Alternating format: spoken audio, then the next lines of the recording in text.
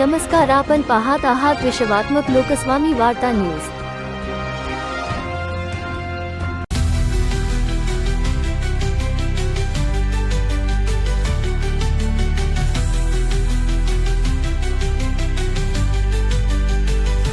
आज मुंबई मराठी पत्रकार संघामध्ये या ठिकाणी श्री राजमातंगी महायज्ञाची माहिती देण्यासाठी पत्रकार परिषद आयोजित केलेली होती।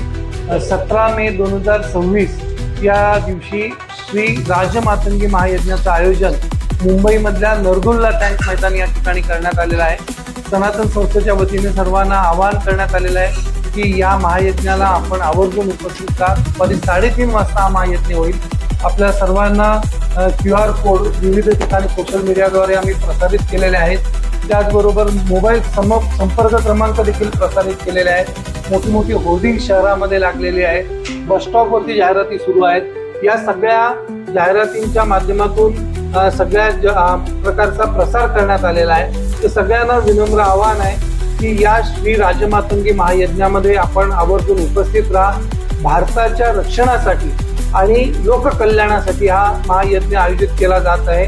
आणि या ठिकाणी श्री सोळटी सोमनाथ लिंगाचं दर्शन, त्या ठिकाणी शिवलिंगाचं दर्शन देखील आपल्याला सगळ्यांना होणार आहे। तर सर्वांना एक पर्वणी आहे की या ठिकाणी आपल्याला हे शिवलिंग पाहायला मिळेल। या दर्शनासाठी आपण सगळ्यांनी नरदुल्ला टँक मैदानावरती अवश्य 17 मे 2026 रोजी या।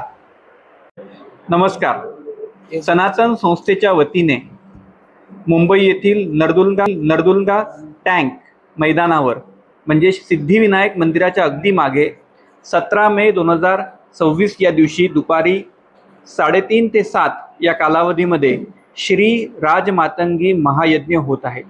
हा यज्ञ मुंबईत पहिल्यांदाच होत आहे। या यज्ञाच्या निमित्ताने मुंबईमध्ये सोळटी सोमनाथ जे शिवलिंग आहे 12 ज्योतिर्लिंगांपैकी एक आहे, त्याचे जे दिव्य अंश आहेत ते दर्शनासाठी असणार आहेत। आपल्या सगळ्यांना माहिती आहे की जवळजवळ 1000 वर्षांपूर्वी गझनीच्या महम्मदाने सोमनाथ शिवलिंगाला उद्ध्वस्त केलं, विखंडित केलं, त्याचे तुकडे तुकडे केले। त्यावेळी तिथल्या पुरोहित घराण्यांनी, पुजाऱ्यांनी ते सगळे तुकडे एकत्रित करून 1000 वर्ष तामिळनाडूमध्ये सुरक्षित ठेवले। आज 1000 वर्षांनंतर जेव्हा सोमनाथ महापर्व सुरू आहे, म्हणजे सोमनाथ मंदिराच्या जीर्णोद्धाराला 75 वर्ष पूर्ण झाल्याबद्दल भारत सरकारने सोमनाथ महापर्व सुरू केलं आहे। त्या निमित्ताने देशभर कार्यक्रम होत आहेत। तर सनातन संस्थेने हे जे दिव्य अंश आहेत ते तामिळनाडूमधून मुंबईत आणले आहेत आणि ते दर्शनासाठी उपलब्ध केले आहेत।